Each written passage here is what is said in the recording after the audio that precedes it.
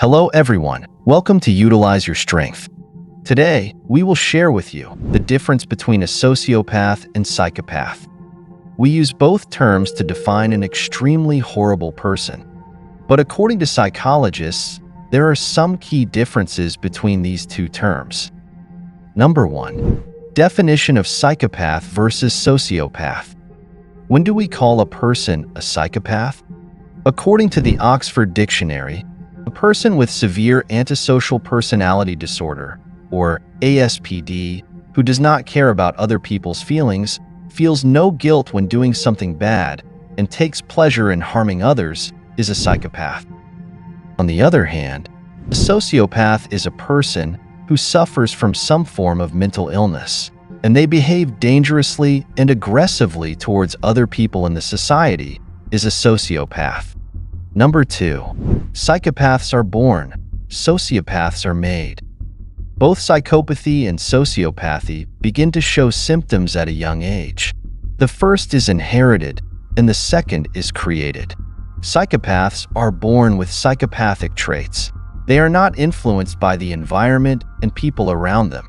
On the other hand, sociopathy is the result of bad parenting and lack of proper childhood. A brain scan of a psychopath shows that the parts of the brain responsible for generating emotions are underdeveloped due to different genetic dispositions. Psychopaths grow up with a lack of empathy and have no remorse for anyone. Sociopaths develop various bad tendencies due to their childhood trauma. Just like an aggressive street cat, it doesn't trust anyone. It will bite you, even if you try to love it. A sociopath's main tendency is to mistrust people, and as a result, others become victims of their aggression. A psychopath is a psychopath by nature, but a sociopath becomes a sociopath to protect themselves from bad environments and people around them as a defense mechanism.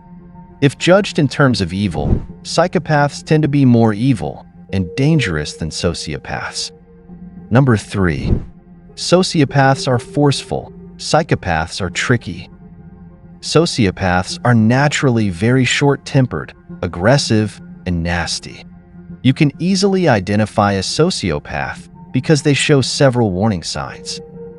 A sociopath always has trouble with everyone in society, so they cannot create long-lasting relationships with people and cannot hold a job for a long time. Society does not tolerate sociopaths for their uncertain nature. As a result, they commit various crimes against those who reject them and sometimes fall into jail and stuck in low-quality life. Prisons are filled with this type of people all over the world. On the other hand, psychopaths grow up normally if their families are normal. If their scary behavior and cruelty are kept aside, then a psychopath will grow up as a functioning member of society. They learn to adopt different social norms and fake emotional empathy and response from a young age. A psychopath can imitate the behavior of other people very well. It is very rare when a psychopath shows his or her true colors, which is a very scary situation for the person who sees it with their own eyes. Psychopaths change their circle when people get to know the true character behind their mask.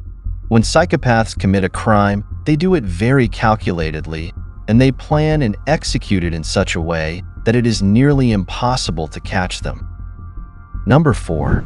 Sociopaths can feel empathy in some situations, but psychopaths cannot. According to some psychologists, sociopaths may experience empathy in certain situations. This is because of their learned nature of their condition, but there is no guarantee. This is only possible in certain isolated situations. According to one study, sociopaths have a sense of right and wrong, but psychopaths have no empathy toward others, and they have no idea of right and wrong. Number 5. Professional career. According to a 2013 study by Oxford scholar Mr. Kevin, some professional positions require psychopaths, like police officers, lawyers, and doctors. CEO is the best profession for psychopaths. They love their work and always strive to earn trust and respect from others. because they prioritize their own feelings. They are highly capable of mimicking human social emotions. Because of this, they are masters of manipulating the behavior of others. On the other hand, sociopaths are the complete opposite. They have a bad work life. They naturally avoid drawing attention to themselves and don't want to interact with their coworkers. They want to work in hidden areas of society, where they don't have to interact with anyone for long periods of time.